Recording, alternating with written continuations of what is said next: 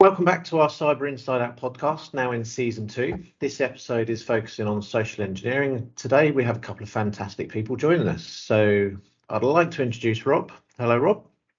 Hi, Chris. How are you? Very well, thanks. And tell us a little bit about yourself, Rob, where you're from and who you are and what you do. Okay, so I'm the founder and the managing director of ramsac, cybersecurity business in Surrey, but I'm also the UK ambassador for cybersecurity with the IOD, and I'm a director at the Surrey Cybersecurity Cluster, and of course on the advisory board here at the South East CRC. A very busy man. And secondly, we've got Alex. Hi, Alex. How are you? Hey, Chris. I'm very well, thank you. Thank you very much for having me.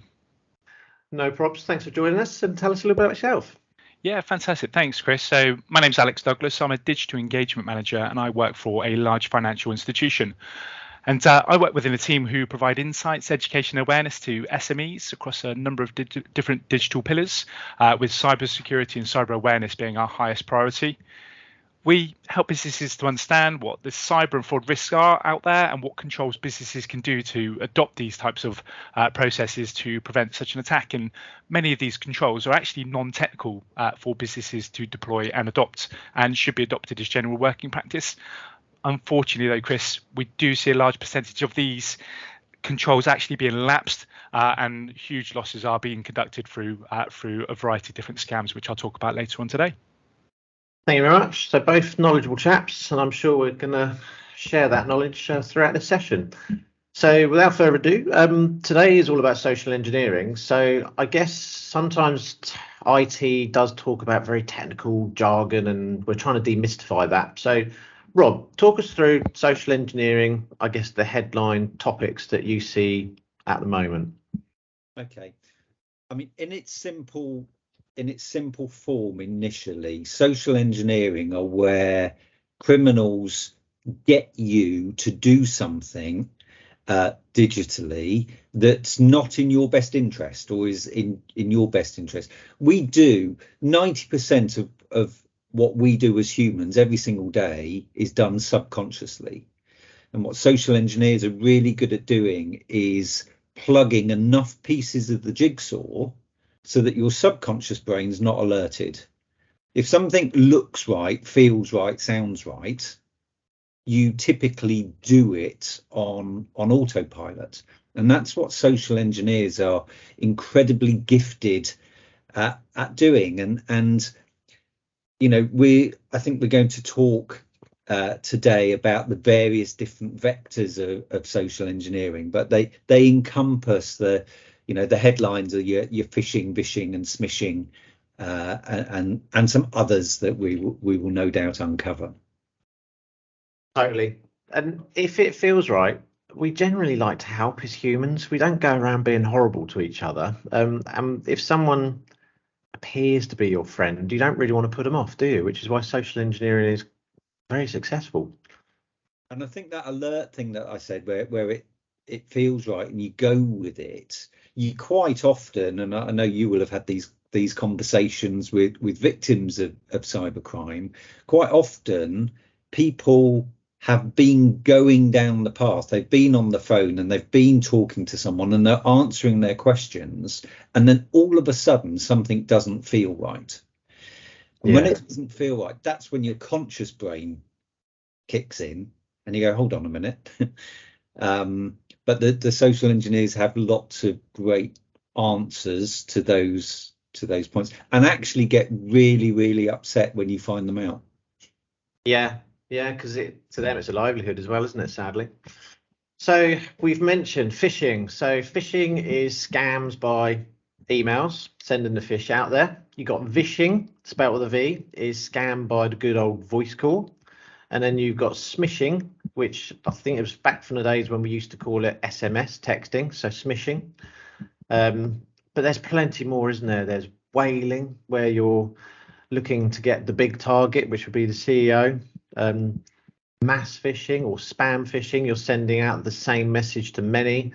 But then you've got spear phishing, where you're doing a little bit of homework about your target, and then you send them a personalized phishing email. So there's lots of different bits of jargon in there, but it is all based around someone is trying to scam you out of something. So I guess if you were a hacker, then Rob and Alex, and I'd throw this one out to Rob first. If you were a hacker, what social engineering would you try, which you know is quite successful, to make money? Because that's what they want to do. They want to make money. They want your money. Follow the money. So what tactic would you do, Rob? So unfortunately, I see lots of very successful attacks where people are obviously trying to get you to click on things that you shouldn't really be clicking on, or giving them access, installing software on your machine so that when you then go onto your banking, and you know, Alex will talk about this. One of the ones I saw recently, which I thought was genius actually, was an email that came round, and it said, unfortunately, due to the theft of other people's lunch from the staff fridges around the building, management have now installed webcams in every kitchen, and your manager has access, and they can see who's going into what fridge and what they're taking. And if you want to see what's being recorded, click here. Oh, and wow. It was brilliant, Wow. because people were so indignant. Classic. And they clicked it, and then of course they're installing malware. Malware is any software that is malicious. That's where the name comes from. Do you not find it is curiosity killed the cat, isn't it? Everyone wants to know what's on the other side of it, or everyone wants to know what happens if I do click that link. Because, well, I guess from the days when I was growing up, you're always taught not to press the red button. But what did you want to do? Press the red button. Alex, you're a hacker today. What social engineering tactic would you try? Yeah, that's an interesting topic that Rob presented there. I guess I can only talk about from what we see from a banking perspective, and the two most prolific means of attack into our clients are CEO impersonations and payment redirections.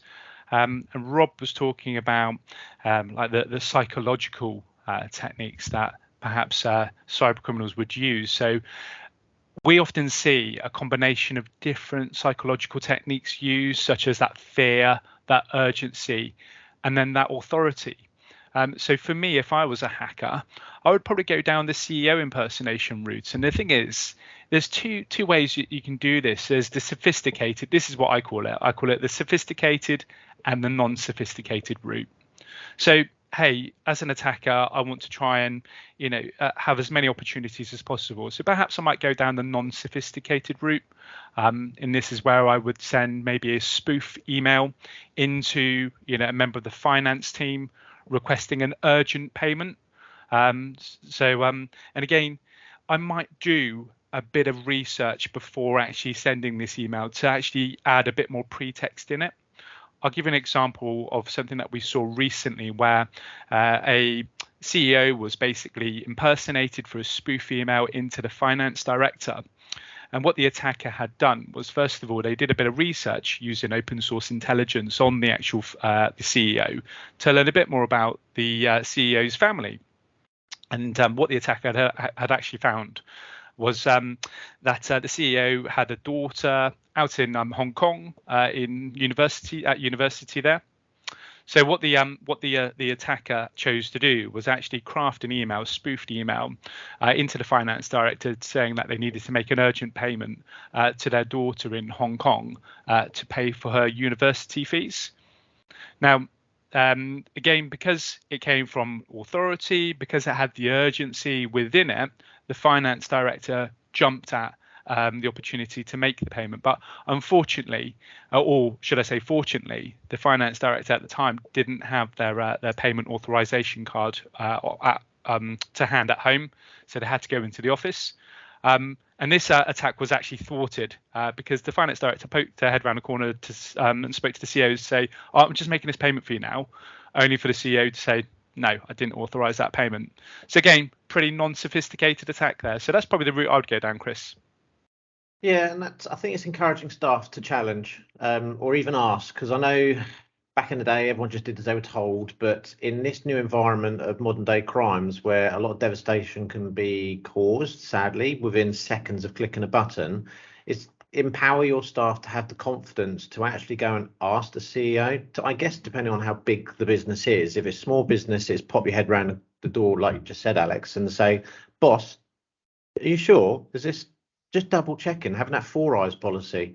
And then the bigger the company, it's going through the chain of command just to say before you authorize something, if it really does look a little bit suspicious, double check. You would never be criticized for double checking. And it is such a fast environment to do that. And no one really, and that's the feedback I've got from many of the senior leadership teams, whether you're in education as the head teacher or whether you're in a big company and it's the finance director, they would love that phone call or that personal touch to say, is this definite? Is this from you? So yeah, definitely going back to the old due diligence, picking up the phone and double checking, because we do seem to be hiding behind screens at the moment and not doing it so frequently. There's a point as well that if you've got to make that policy, but you've got to stick by the policy and there are no exceptions.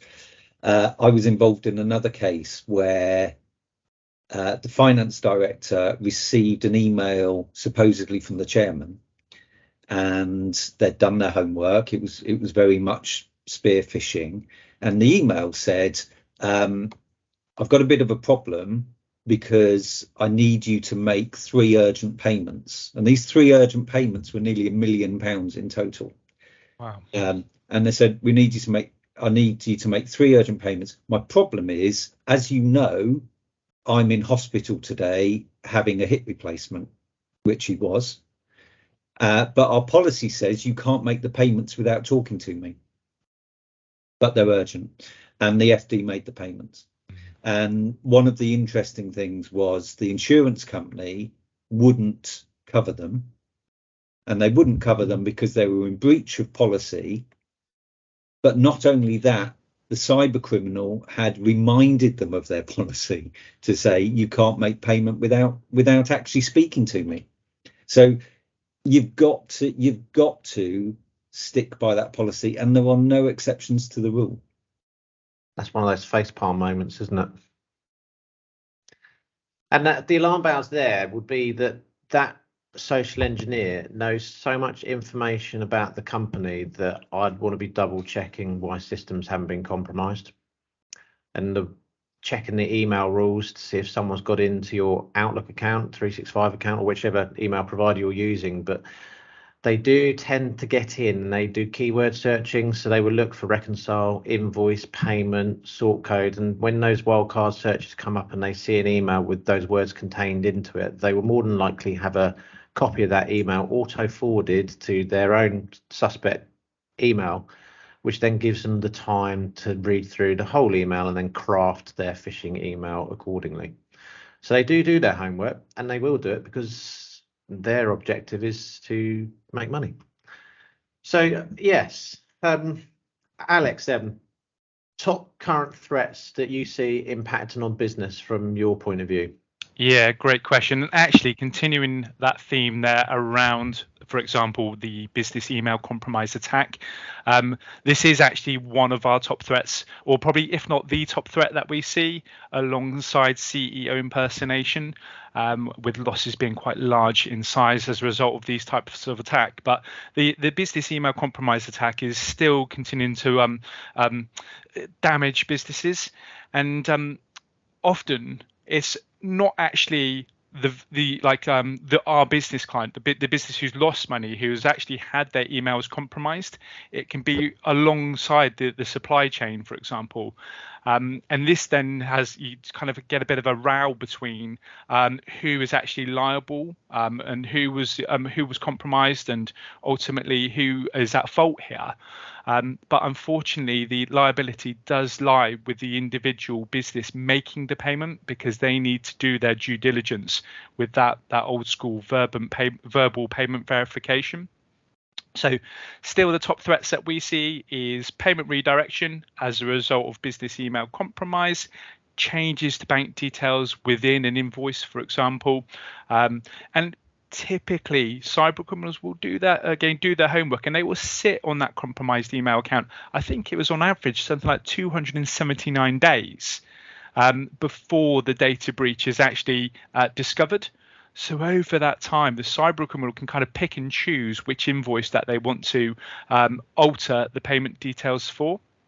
And then ultimately what we do see is when the email comes in with the change of bank details, it will be a spoofed email as a way to try and conceal the conversation, so that the victim doesn't actually see the change to the bank details. So the email that comes in to actually provide the change of bank details will be from a spoofed email where there'll be a slightly different character within the domain itself. The other top threats that we see are as a result of phishing-based attacks. So where criminals will spoof a phone number, making it look like it's come from the fraud department. And a way for the actual caller to be able to verify or authenticate themselves to say that they are actually calling from the bank, they will use a known bank telephone number, often the telephone number found on the back of one's debit card, or the fraud team's telephone number found on that particular bank's website. Now, typically for individuals, we do see frauds of this nature being rather prolific, but for businesses, maybe not so common because of the variety of different people who can instruct and authorize payments on bank accounts. But the top theme there for businesses would be where the attacker would try and influence and coerce the individual that there's a fraud occurring on their account right now, and they need to move their money into a safe account to prevent any further losses. And what cyber criminals will then try to do in order to try and bypass the confirmation of payee system, that's that name checking system where you can actually check the bank details that corresponds with the account payee name. The attackers will try to use financial institutions that aren't currently signed up to the voluntary scheme and try and bypass that confirmation of payee system so they don't perform a name check. So another way of trying to conceal their illicit gains. Certainly, I know if you think you might be victim of an ongoing attack, so you're halfway through an email or someone's on the phone to you, is literally you've got to put the phone down. You go onto a reputable search engine. You go to the main website of that company which you want to get in touch with. You dial the main switchboard number. I know you might get into a queue, and if the phone does ring and ring and ring, then you sadly know you're with the genuine company. But you also need to make sure you're using a different communication device. So if someone's phoned your landline, you then make your outgoing call on your mobile. And if someone's phoned you on your mobile, you use a different phone to make that outgoing call, because they can sometimes hold the line open and make it look as if you've made a successful phone call. So always use a different communication style than the one you're being contacted on, and always get in a queue and go through the call handling center of that genuine company or the fraud department just to double check. Never phone them back on the number they provide you. Definitely. That's a great tip there, Chris. And actually, what the financial institutions have done now is there's actually a hotline that you can call, a fraud hotline. So if you dial 159, if you think you've just received a scam call, you can actually be put through to your bank's fraud department, and you can report that scam in that way. So you don't have to actually go and find your bank's fraud department's telephone number. You can just dial 159 on your phone. And you'll then be put through to your bank where you can report it that way. All right, that's a good tip, that one. 159, everyone out there. So, Rob, let's talk about something new which is coming across the horizon, and I might pronounce it correctly. Crishing. Yes. Tell us about crishing. So crishing really started to hit us during COVID, and crishing, so people know with phishing it's about clicking on a link, same with smishing, it's about clicking on a link in a text message. Crishing is where the cyber criminals use QR codes, and the issue is whenever you get a QR code, you you simply scan it with your camera on your phone and it launches the website. That's exactly the same as clicking on a link. And it's interesting because QR codes have been around for a long time now. And my view is they were really going out of favor. You know, a number of years ago, people used to have them on their business cards and all the rest of it. And they're just about stopped. And then COVID came along, and it was a great way to get people to sign in or to use digital menus or whatever.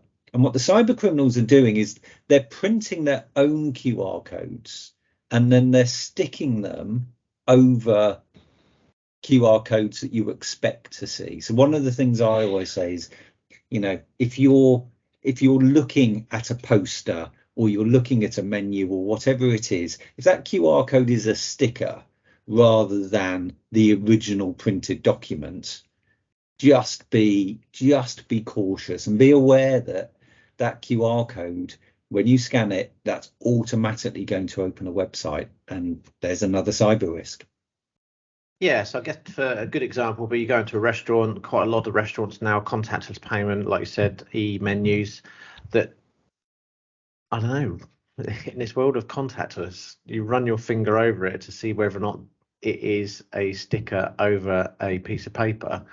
You're touching it again, aren't you? But it's make sure if you're in a bus stop and someone's put a sticker over the bus timetable, so you can do the electronic check, find where my bus is straight away. It's go to the reputable search engine and find the website address you want to do it manually. I know it's going to be an extra couple of seconds, but what could go wrong if you scan in a QR code? Well, certainly it may not take you to the website that you were intending to go to, so you might get fake information straight away. It could be a spoofed website that is just giving false information, or it could take you straight to a website where it will try and automatically download malicious software to whichever device you're using. Or it could be encouraging you to type in an email address. Either one of those three solutions, you definitely don't want to be going anywhere near any fake website as a result of that. So absolutely cracking there, Rob, highlighting the way the landscape changes so frequently. And I do remember QR codes were on their way out, because what were they actually there for? But COVID came along and they've made a huge reinvention. Yeah. So moving on again, Alex, for those businesses that are going to be a victim of cyber crime or fraud or economic crime, it would normally involve a bank. What can they do, or what do the banks do to help after a report is received? I guess it's the stuff which we'd always want to know. What happens in the background? Yeah, it's a really tricky one, and something that I can't directly answer myself per se, and that's just purely because my team and I aren't involved in that. We're more involved in the prevention advice, but I guess often what we do see as a result of a business falling victim to an authorized push payment scam, an APP scam, is as a result of a lapse in process. And Rob talked earlier on about those processes needed to be adopted before payments are authorized. But unfortunately, we're all busy. Alex, APP. Yep. Not everyone will get that. So I own a business. I download the banking app. Yep. I then make a new payment to a brand new customer, Rob, for Yep. example. I then set up Rob as a new payee. Yep. And then the APP bit is where I've done a confirmation that he really exists, and I've done it all within the app, or I've done it all within the browser. Well, actually, APP is just the name of the particular scam or the particular payment method. So APP is authorized push payment. You are pushing the payment out of your account. So it's you that's actually facilitating and making the payment, whether that's through mobile banking or online banking. A pull payment will be, for example, like a direct debit or a debit card transaction, because that's being pulled out of your account. But it's and that's an automated process, whereas a push payment is something that you are pushing out of your bank account.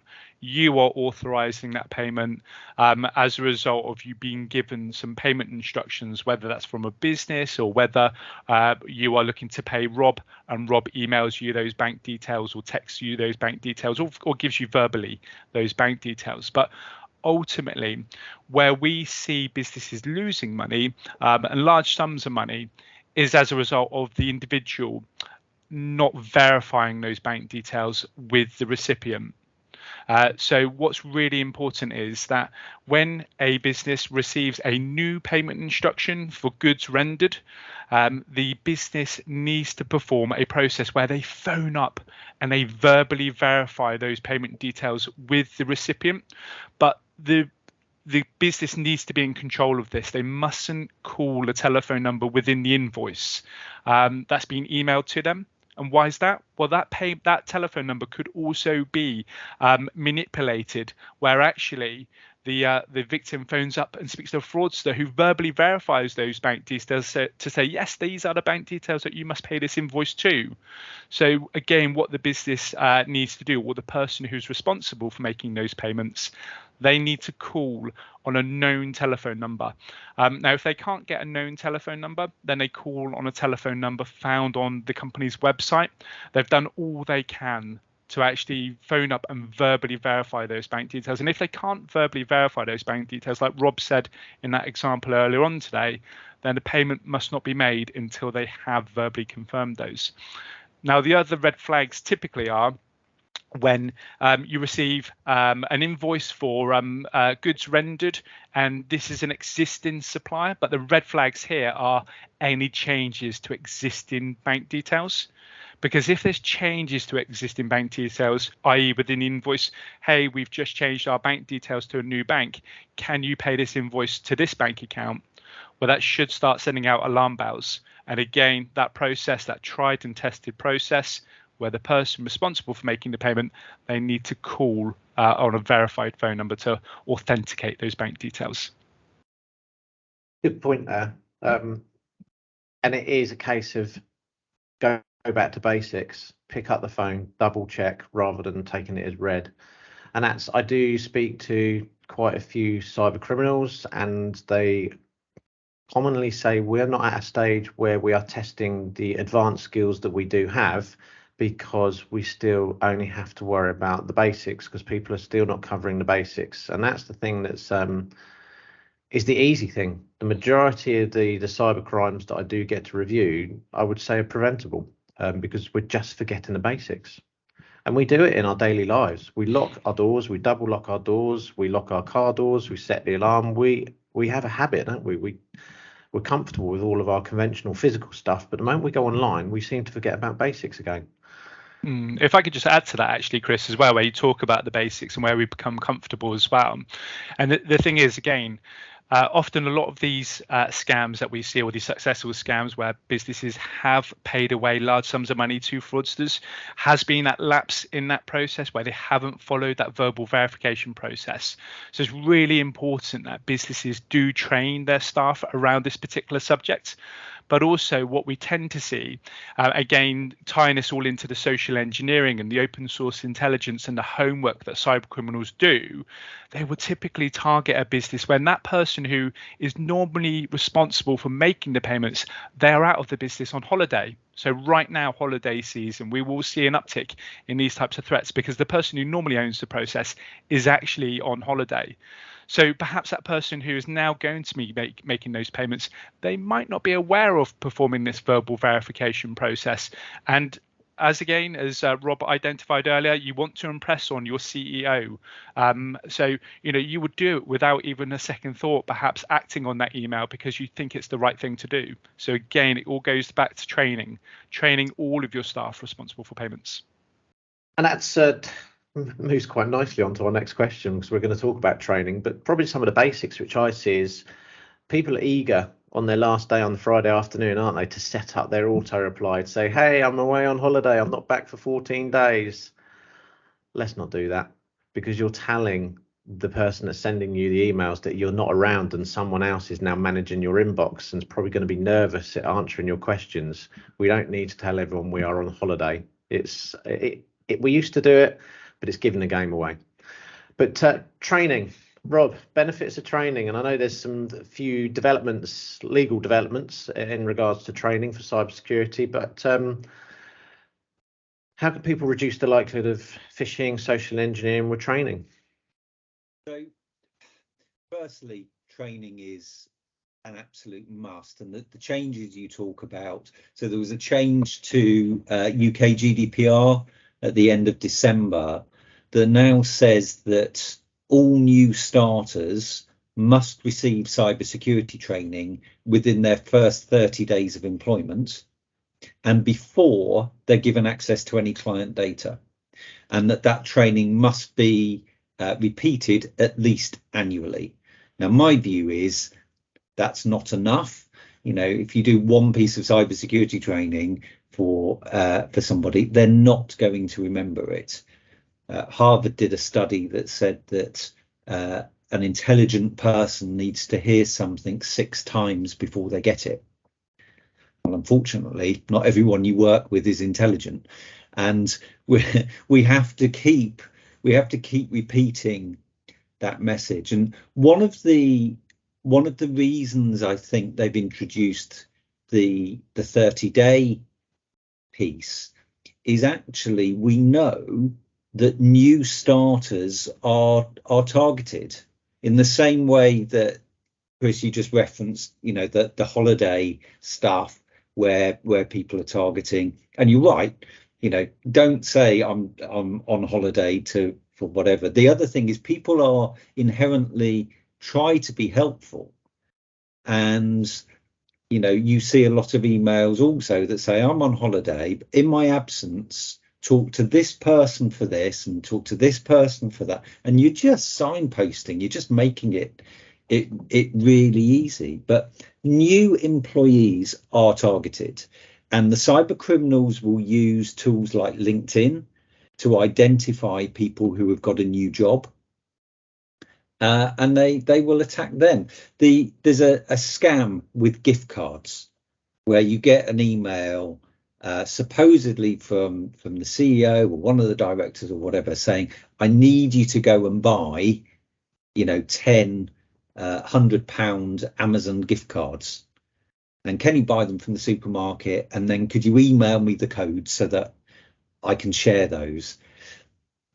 They're typically, I mean, not exclusively, but they are typically being sent to new starters who presumably, or are presumed, not yet to have had training, not yet know that that's not the culture of the organization, and also they're out to impress. And it's interesting, actually, in one of the slides that I use in one of my training courses, I've got a photo that I took in one of the supermarkets where the supermarket had put a sign up at their gift card section, which is always on the end of one of the aisles, saying, if you've been asked to buy these gift cards by your boss, please phone them to verify. And I thought that's fantastic. The fact that the supermarket themselves know that this scam is rife. So yeah. Training, absolutely fundamental. And I think the other thing is there's lots of different ways of training, and we have to remember that everyone has different learning preferences, and we need to cater for all of those, because it's not a one size fits all, and it's not a once off tick box exercise as well. Some people might do it as a tick box exercise, but I think that's wrong. You've got to question, why are you doing the training? Are you doing the training because legally as a business you have to do it? Or are you doing it because genuinely you want to stop the threat of attack? And my view as well when I'm doing training is it's not just about training employees in an organization to protect the organization.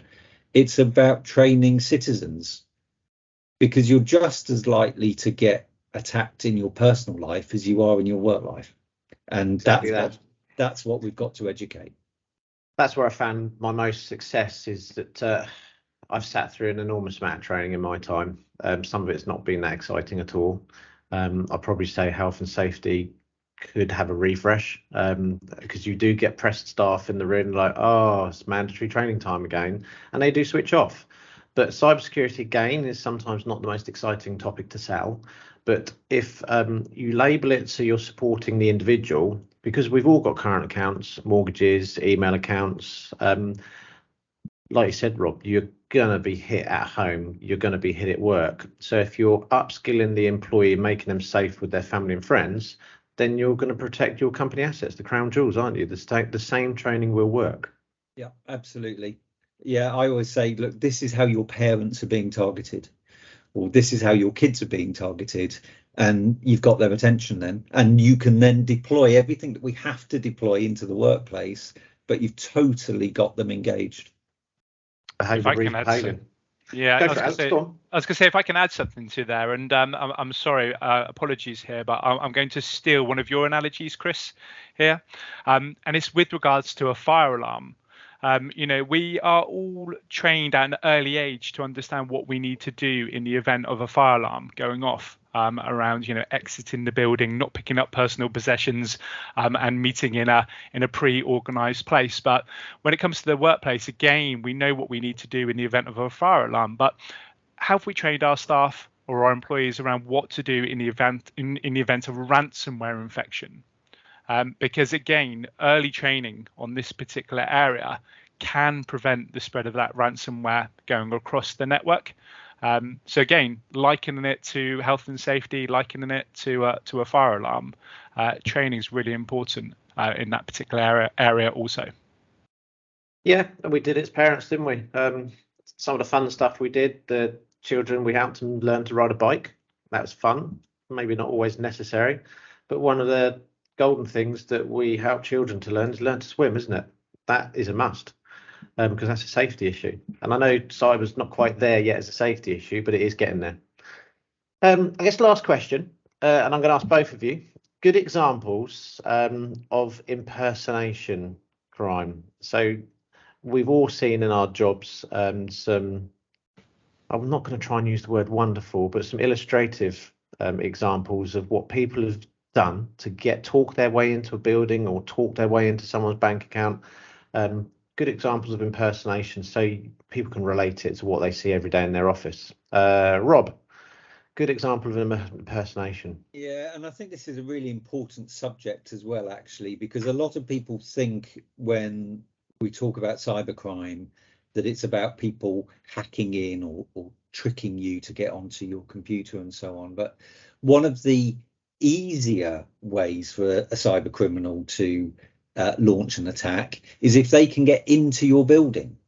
Rather than hacking through the security that your IT teams have put in place, if they can physically get into your building and then they can access an unlocked computer, then that's a much easier way of launching an attack. And there are all sorts of impersonation attacks, and the cyber criminal will watch your building. They will case it, and they will understand, what are the busy times, how do you get into the building, do you have to sign in, do you have to get a pass printed and put on a lanyard, and all of those. And I think one of my favorites that I always ask people to think about is someone will impersonate a representative from the company that you use for your sanitary waste bins. They look to see what the company wears. And my question to people was, if someone walked into reception dressed in the same way that the company that visits every single week to swap the sanitary waste bins, if they were dressed like that and they'd got two sanitary waste bins under their arms, how many people stop them? How many people get them to prove who they actually are versus just unlocking the door and waving them through? And that person is walking around the building looking for an unlocked computer. And it's, to most people, they're invisible. Yeah, and there's this whole thing, isn't there? If you want to be truly invisible, put on a high vis jacket and make yourself very, very visible, and nobody ever looks at you. But just question it yourself. If you're listening to this now, if you've got somebody walking through your building with sanitary bins under their arms, how often have you ever stopped and spoken to that person or checked that they really are who they say they are? And I think that's a really good example of an impersonation attack. And again, just want to remind people that if they step away from their computer, they've absolutely got to lock it. If you're using a PC, press the Windows button and the L key to lock it before you step away. Don't leave your computer unlocked. Very good points there. Very good points. Alex, good example? Yeah, I guess from me would really be, again, speaking from the banking industry perspective, it would be once the actual compromise has happened. So, for example, the business email compromise where the attacker is now actually sat on the victim's email account, observing those emails coming and going to all of the different suppliers that you as a business engage with and do business with. And again, what the attacker has got here is the benefit of time and patience. So they can actually sit here to see what relationship you have with these particular suppliers, so that the attacker can then emulate and copy their kind of characteristics and style of language in any follow-up email to try and coerce you into changing those bank details for new payment instructions, so you redirect the payment. So again, what I would say probably is one of the most prolific means, and probably the best means, is for the attacker to just sit there patiently observing that email dialogue, really understanding who do you make the largest payments to, and how frequent, how often do you make these payments, in order so that they can then perfect their attack in order for them to make the maximum amount of money out of you. So for me, I would say probably the best impersonation is one where the attacker really understands your frequency of payments, and they can do that through a business email compromise attack. Now, I don't think we've mentioned this actually in the presentation, but in order to mitigate this, businesses need to look to put in those technical controls around looking to adopt 2FA, that's two-factor authentication, in order to actually harden that particular target there. So I'm sure, Chris, you've probably done many podcasts on 2FA and enabling two-factor authentication, so I won't labour that point. But if businesses haven't set up 2FA on their email accounts, certainly should look to do that as a priority. Absolutely, very valid. It's a very important security step to get in place. So I guess thank you both for your help on this podcast today. I know our listeners will be more aware of these tactics and would take new steps to keep them and their businesses safer. The Cyber Resilience Centre for the South East is here to help make your organisation safer against cyber attacks by providing affordable testing products and training services where needed. So join up at Cyber Resilience Centre, secrc.co.uk, for some further information. Thank you.